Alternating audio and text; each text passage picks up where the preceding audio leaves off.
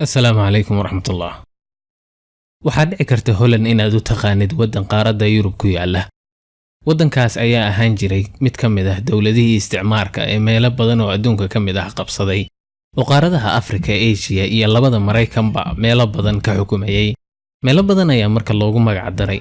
Australia intaan magaceeda la bedelin waxaa loo yaqaanay New Holland. New Zealand waxaa loogu magac daray gobol ka tirsan waddankaas oo la dhaho Zealand. Magaalada New York waxaa la oran jiray New Amsterdam. Mauritiusna Amir Maurice la oran jiray oo Dutch ahaa ayaa loogu magac daray. Marka waxa ay ahaan jirtay boqortooyo awood badan leh. Haddaba dad badan ayaa u yaqaana waddanka Yurub ku yaala Holland, laakiin magacaasi sax ma aha oo waddan Holland la yiraahdo qaaradda Yurub kuma yaal. Laakiin waa la fahmi karaa meesha khaladku ka yimi. Taariikhda waddankaas marar badan ayaa magaciisu isbedelay.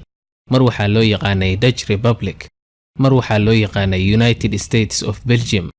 Sanadihii 1860 ilaa 1810kiina waxaa loo yaqaanay boqortooyada Holland. Muddadaas 4 sano ah ayaa la oran jiray Holland, laakiin hadda sida saxda ah waddankaas Holland lama dhaho ee waxaa la dhahaa Netherlands. Oo Holland waa laba gobol oo ka tirsan Netherland oo la kala dhaho waqooyiga Holland iyo koonfurta Holland. Waayadii waddankaasi mustacmarada ahaa oo ganacsiga aadka ugu horeeyay ayaa gobolka Holland waxa ay ahayd meeshii ay ku yaaleen magaalooyinka waaweyn oo ganacsiga oo dhan uu ka socday. Waxaa gobolkaas ku yaala magaalada Amsterdam oo ah magaalada ugu weyn waddanka, ahna caasimadda rasmiga ah, inkastoo xukuumaddu degan tahay magaalada kale oo isla gobolka Holland ku taala oo la dhaho Hague. Waxaa kaloo gobolkaas ku yaala magaalada Rotterdam oo leh dekedda ugu weyn Yurub oo dhan.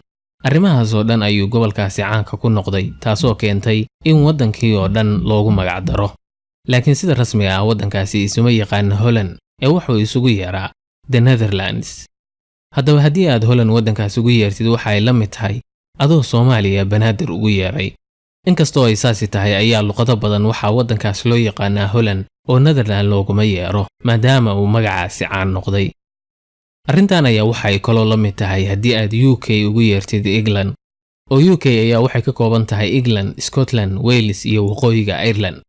Laakiin maadaama ay England tahay meesha dhaqaalaha iyo dadka ugu badan ay degan yihiin, ayaa si khalad ah mararka qaarkood loo dhahaa England iyadoo laga wado UK oo dhan.